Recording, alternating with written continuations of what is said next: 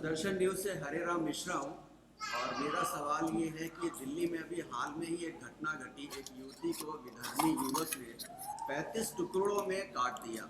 इस घटना के बारे में आप क्या कहेंगे और आपका हिंदुओं के लिए क्या संदेश है? वही कहा गया ना, अल्लाह वाफे देहात क्या हुआ। अगर उसमें प्रेम होता तो टुकड़े करते 32। दूसरी बात है कि हमारे यहाँ की मर्यादा को तोड़ा। कुल का ज्ञान नहीं, धर्मशील का ज्ञान नहीं, रूप का ज्ञान नहीं, यौवन का ज्ञान नहीं, वर्ण का ज्ञान नहीं, धर्म का ज्ञान नहीं, प्रवर का ज्ञान नहीं, गोत्र का ज्ञान नहीं, यह दशा होगी। सुनिए, बैठ के सुन रहे हैं। अभिज्ञान शाकुंतलम कालिदास के द्वारा विरचित, उसका मौलिक स्वरूप महाभारत। कर्ण ऋषि ब्राह्मण नैष्ठिका ब्रह्मचारी थे। उनके आश्रम में कौन पहुँचे? दुष्यंत। कर्ण ऋषि संध्या चयन के लिए वन में कुछ दूर चले गए थे। कर्ण ऋषि का दर्शन नहीं हो पाया। विश्व सुंदरी किशोरी कौन? शकुंतला, जो मेनका अप्सरा के गर्भ से उत्पन्न हुई थी। क्षत्रिय भावापन विश्वामित्र के तेज से उत्पन्न हुई थी। ध्यानपूर्वक सुनिए, अप्सरा का गर्भाशय इतना तीव्र होता है कि तेज को धारण करते समय ही गर्भगत शिशु जो काम यहाँ 9 महीने में होता है 9 मिनट में हो जाता है और प्रसव करके छोड़ देती हैं। अप्सराएं जो होती हैं बेटी बेटे को पालने के पक्षधर होती नहीं। कोई भी पाले मरे यदि उसको कुछ चिंता नहीं। मेनका ने छोड़ दिया, कर्ण ऋषि ने उसका पालन किया। दुष्यंत ने देखा उसके रूप को, शील को, सौंदर्य को। दुष्यंत का मन गया कि इससे विवाह हो जाता तो अच्छा। महाभारत में लिखा है और अभिज्ञान शाकुंतलम में लिखा है, दुष्यंत ने कहा कि मेरा मन प्रमाण है। अगर यह ब्राह्मण की बेटी लाडली प्यारी होती तो मुझ क्षत्रिय का मन विवाह करने की भावना से इस पर जाता ही नहीं। यह है प्रमाण। वहाँ का मेरा अंतःकरण प्रमाण है। और कुछ नहीं तो रामचरितमानस ले लीजिए। भगवान राम कितने शीलवान, अपने गुरु जी से अपने मन की शिकायत की। ध्यान गया? वो पुष्प वाटिका चयन सीता जी आई थी।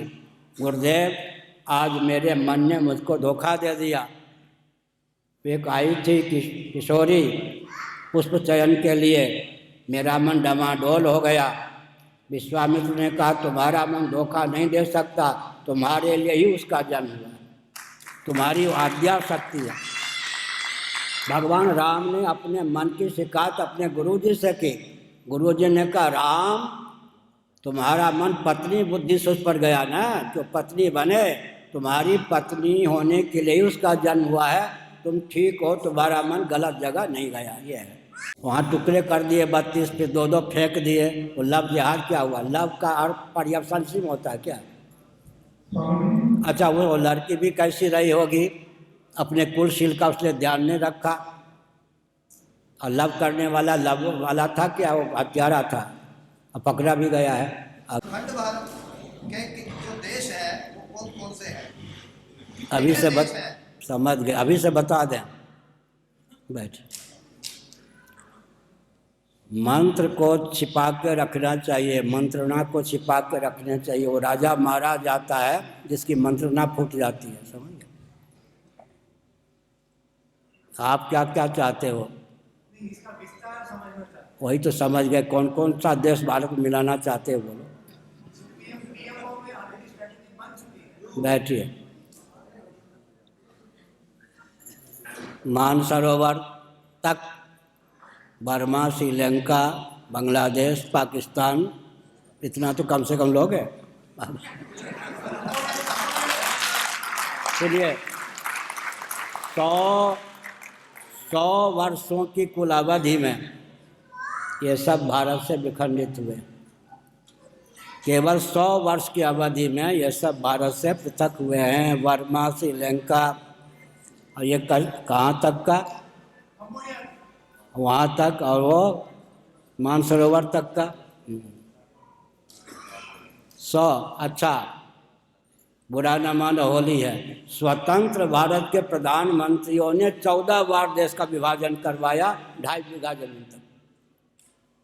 विभाजन के बाद विभाजन, मैंने अपने ग्रंथों में संग लिखा है, स्वतंत्र भारत के प्रधानमंत्रियों ने 2.5 बीघे जमीन तक 14 बार देश का विभाजन करवाया। उस देश में हम रह रहे हैं जिसमें स्वतंत्रता, विखंडित भारत पहले हुआ, स्वतंत्रता भारत को बाद में मिली। स्वतंत्र भारत के प्रधानमंत्रियों ने 14 बार देश को विखंडित करवाया है। कब क्या कर दें ये लोग कुछ नहीं कह सकते। आगे और पुल पट्टी खुलवा देंगे, क्या कह रहे हैं? सुसंस्कृत, सुशिक्षित, सुरक्षित, संपन्न, सेवापरायण, स्वस्थ, सभ्यताप्रद व्यक्ति और समाज की संरचना, अन्यों के हित का ध्यान रखते हुए हिंदुओं के अस्तित्व और आदर्श की रक्षा, देश की सुरक्षा क्षमता के लिए कटिबद्धता, और कुछ स्वास्थ्य, स्वास्थ्य 6ठा अध्याय 13वां अध्याय, युक्त आहार विहार से युक्त कर्म, यह आहार विहार व्यवहार सब युक्त हो, व्यवस्थित हो, 6ठा अध्याय पढ़िए। अध्यात्म ज्ञान नित्यत्वम तत्व ज्ञानार्थ दर्शनम, 13वां अध्याय पढ़िए। विविध देश से वित्वम अर्थितम संसदि, 13वां अध्याय 6ठा अध्याय। सात्विक आहार विहार आदि का वर्णन 17वां अध्याय, 6ठा अध्याय 13वां अध्याय 17वां अध्याय पढ़िए, स्वास्थ्य को लेकर। तो मातृशक्ति को किस तरीके से सुसंस्कृत किया जाए जिससे कि आगे परिवार का सारा सिस्टम जो हो वो सुसंस्कृत ही, और उसके लिए या तो भजन कीर्तन मंडली होती है, भजन कीर्तन मंडली में अपना संदेश दिया जाएगा कि हम हिंदू राष्ट्र बनाना चाहते हैं, इससे रिलेटेड, और जैसे जागरण या कोई भी धर्म सभा हो तो उसमें अपने यहाँ का रखा जाए, उससे ही। सुनिए, मार्कंडेय पुराण में मदालसा जी ने अपने बच्चों को जिस प्रकार संस्कार दिया, प्रशिक्षण दिया, उसका वर्णन एक ग्रंथ में हमारे यहाँ है। जिस ढंग से मदालसा ने अपने बच्चों को प्रशिक्षण दिया, उस ढंग से बच्चों को प्रशिक्षण दें। मातृशक्ति तो बच्चों को प्रशिक्षण देती है। साथ ही साथ सुनिए, सनातन धर्म में आस्थानित जो ये मातृशक्ति है, इनको इतना बड़ा सौभाग्य अधिकार प्राप्त है कि ये चाहें तो जगत पिता को लाला बना सकती हैं, जगत जननी को लाली बना सकती हैं। यह सौभाग्य अन्य तो है नहीं। आज समाजियों के यहाँ भगवान जन्म लेंगे या भगवती जन्म लेंगे क्या? आज समाजियों के यहाँ तो भगवान नहीं जन्म लेंगे न भगवती जन्म लेंगी। सनातन धर्म में आस्था में देवियाँ चाहें तो साक्षात जगदीश्वर को लाला बना सकती हैं, साक्षात जगदीश्वरी को लाली बना सकती हैं, कारक कोटि के सत्पुरुषों को जन्म दे सकती हैं, वीरांगना झांसी की रानी जैसी देवी को, बालिका को भी जन्म दे सकती हैं। इन्हीं के ऊपर निर्भर है सब कुछ। पिता का प्रभाव पड़े या न पड़े, माता का प्रभाव संतान पर पड़े बिना नहीं रहता। कश्यप ऋषि का प्रभाव नहीं पड़ा, अदिति का प्रभाव पड़ गया। 2 आतंकवादियों को उसने जन्म दिया। किसने? अदिति ने। कौन कौन थे? हिरण्यकश्यप, हिरण्याक्ष। संध्या की वेला में पति के मना करने पर भी पति से चिपक गई, उसके फलस्वरूप 2 आतंकवादियों को जन्म दिया। और इसके विपरीत क्या है? प्रहलाद को किसने जन्म दिया? कयाधु ने। पिता का प्रभाव नहीं पड़ा प्रहलाद पर, माता का प्रभाव पड़ गया। पिता का प्रभाव पड़े या न पड़े, माता का प्रभाव जरूर पड़ता है। क्षेत्र और बीज, क्षेत्र माने खेत, भूमि, और बीज दोनों कहीं उन्नत हो तो फिर क्या कहना। मातृशक्ति क्षेत्र का काम करती है, पिता जो है बीज का धारण करते हैं। क्षेत्र और बीज दोनों उन्नत हो तो क्या कहना। संकेत किया। आगे सादर प्रणाम। मेरा एक प्रश्न है अखंड भारत को लेके। मैं सभी से बात करूंगा, ये सिर्फ आपसे नहीं, सभी से है, सभी सनातनियों से है। हम अखंड भारत के 14 देशों को अपने भारतवर्ष में मिलाने की बात कर रहे हैं। 14 देश? अच्छा, 14 देशों को। बढ़िया कहा। 14 की तब गिनती तो है। 14 देशों को मिलाने की बात कर रहे हैं, लेकिन हम अपने ही भारतवर्ष में 9 राज्यों से हिंदू सनातनी विहीन होते जा रहे हैं, अल्पसंख्यक में आ गए हैं। समझ गए। और उसके बाद बात आती है, हम अपने ही देश में, अपने ही गांव में, अपने ही घरों में जो छोटे छोटे ये ढांचे अवैध स्थल बना रहे हैं, इन अवैध स्थलों का जो ये आजकल लैंड के जिसको हम कहते हैं, अपने घरों में अपने यहाँ प्रवचन है या प्रश्न है? हम बात करते हैं कुरुक्षेत्र की, कुरुक्षेत्र क्या? धर्म भूमि कुरुक्षेत्र, जहाँ पे ब्रह्मा जी की जन्मस्थली है। ब्रह्मा जी की जन्मस्थली कुरुक्षेत्र है। अच्छा। और इस जन्मस्थली को देखते हुए यहाँ पे कब्रिस्तान बन गया। कब्रिस्तान किसके ऊपर? अरे प्रवचन करना है या प्रश्न करना है? मैंने प्रश्न भी किया है और समझ चिंतन भी है गए। ये। सुनिए, औरों के लिए जो असंभव होता है वो जिसके लिए संभव होता है वही इतिहास की रचना करता है। औरों के लिए जो असंभव होता है वो जिसके लिए संभव होता है वही इतिहास की रचना करता है। आपके लिए असंभव होगा, हिंदू राष्ट्र अखंड भारत हमारे लिए असंभव नहीं।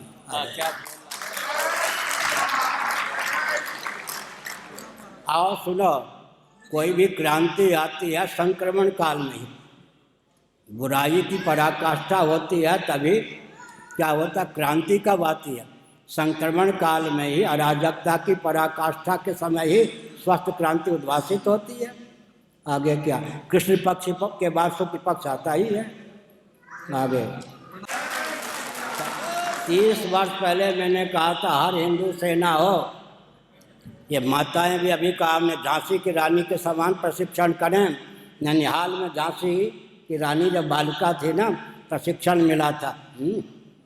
दुर्गाबाई का नाम लीजिए। और 10 मुख वाले रावण का उद्धार किया राम जी ने। बाद में 1000 मुख वाला एक रावण आ गया। नारद जी ने कहा कि वो तो बवाल मचाए हुए है, क्या करूं? राम जी अयोध्या से जो सैनिक भेजते थे वो 700 मुख वाला रावण जो था ऐसा बाण मारता था, सैनिक जहाँ के तहाँ पहुँच जाते थे। भगवान राम ने कहा बड़ी विकट समस्या है। तब नारद जी ने कहा सीता जी जब मोर्चा संभालेंगी ना तब विजय की प्राप्ति होगी। सीता जी ने जब मोर्चा संभाला तो छक्के छुड़ा दिया। ऐसे ही ये देवियाँ भी समय पर मोर्चा संभाल कर छक्के छुड़ा दिया। महाराज जी, हरियाणा में नशे की समस्या बहुत बढ़ रही है, तो इसके लिए थोड़ा युवाओं का मार्गदर्शन। यह नशा नहीं है, कोई भी जो होगा मनुष्य, सब जीव की बात, नशा सबको चाहिए। इधर के नशा नहीं तो उधर का नशा होगा ही। ठीक है, हमको पढ़ने का नशा है, लिखने का नशा है, राष्ट्र की रक्षा का नशा है, तो हम तो भांग को भी देख रहे हैं तो मूर्छित हो जाए। हमको क्या, सुनो, भांग तम्बाकू कोई पान कुछ हम खाते हैं क्या? क्यों? इधर का नशा इतना चढ़ा है कि हम वैसे ही झूमते रहते हैं। 4 बार भगवान का नाम लें तो लोगों को होगा कि कोई मदिरा पीने वाला है, हम झूमने लगते हैं। हमको इस भांग की क्या ज़रूरत है? इधर का नशा नहीं होगा तो उधर का नशा पालेंगे ही। आगे महाराज को प्रणाम। जप करते हुए मन में विकृतता आती है। हाँ, मन विकृत रहता है, मन में विचलित रहता है, विचलित रहता है, ये सफलता का लक्षण। महारानी कैसे प्राप्त? हाँ ठीक है, जब करते समय, ध्यान करते समय मन का विचलित होना महाभारत के शांति पर्व के अनुसार सफलता का द्योतक है। घर में झाड़ू लगाओगे तो धूल का उड़ना सफलता का द्योतक है या असफलता का? धूल जमी न हो, मैल ही मल ही विक्षेप का रूप धारण करता है, सफलता का द्योतक है। कहाँ लिखा है? महाभारत शांति पर्व में। मल जो है ना वो विक्षेप का रूप धारण करता है। मैल जो है जब झाड़ू देंगे तो उसका फिर क्या करें? आँख को दूषित न करे धूल, नाक कान को दूषित न करे तो पानी लुढ़का देते हैं। नारियल के उससे बने हुए झाड़ू से क्या करते हैं? धूल को पानी के साथ मिला कर के फिर भगा देते हैं। फिर अगर सीमेंटेड भूमि पर कोई धब्बा हो तो उसको रगड़ हटा देते हैं। ऐसे ही ध्यान के समय, जप के समय मन का चंचल होना आरंभ में सफलता का द्योतक है। या भजन का जप का चस्का लग जाता है तो मन बिल्कुल भगता नहीं। और 1 मिनट, ये जो मधुकर होता है भंवरा, उसकी चंचलता, उसकी स्थिरता का द्योतक है। इसी भ्रमर को जब अभीष्ट पराग मकरंद से युक्त पुष्प की प्राप्ति हो जाती है तो भ्रमर तनिक भी संक्रमणशीलता या चंचलता का परिचय दिए बिना उस पुष्प के पराग और मकरंद का पान करता है। ऐसे ही मन की चंचलता, मन की स्थिरता को द्योतित करती है। पूज्य गुरुदेव के चरणों में प्रणाम। महाभारत में दुर्योधन 5 गांव दे देता तो क्या उसको क्षमा कर देना चाहिए था? या रामायण में अगर सीता जी को वापस कर देते तो क्या रावण क्षमा योग्य? या फिर अभी भी पृथ्वीराज चौहान ने जिसे बार बार क्षमा किया तो क्या क्षमा उचित थी? या क्षमा स्वयं में गुण है भी कि नहीं? वाह, बैठिए, बढ़िया। सुनिए, जिस व्यक्ति और वस्तु का जिस निमित्त जन्म होता है, जिस निमित्त जिस वस्तु और व्यक्ति की उत्पत्ति होती है, उस निमित्त की पूर्ति उसके द्वारा होती ही है। भगवान ने पांडवों की ओर से उदारता का परिचय दिया। संभावित युद्ध विश्व युद्ध का रूप धारण न करे, कुलक्षय प्राप्त न हो, 5 पांडवों के लिए केवल 5 गांव दे दो। सुनिए, हमारे पूज्य गुरुदेव कहते थे, भगवान जो चाहते हैं वह होता है, जो करते हैं वह नहीं भी होता है। भूभार हरण के लिए ही तो भगवान का अवतार हुआ था, लेकिन संधि के लिए इससे नीचे क्या झुक सकते थे? 5 पांडवों के ये 5 गांव दे दो। पांडवों का इतिहास उज्ज्वल हो गया, 5 गांव भी देने के लिए तैयार नहीं हुआ तो पूरा राज्य मिल गया। अपने हिस्से का, उनके हिस्से का उज्ज्वल इतिहास की रचना के लिए कभी झुकना भी आवश्यक है। और दुष्ट मानेगा नहीं, उज्ज्वल इतिहास तो बन गया ना 500 पांडवों का। इससे ज़्यादा उदारता क्या व्यक्त करते? चक्रवर्ती नरेंद्र होने की जिनमें क्षमता थी, वो 5 गांव एक एक पांडव के लिए एक एक गांव उसको भी नहीं दिया, तो अब कोई पांडवों पर उंगली नहीं उठा सकता। भगवान श्री कृष्ण ने बुद्धि नीति का परिचय दिया, वो जानते थे।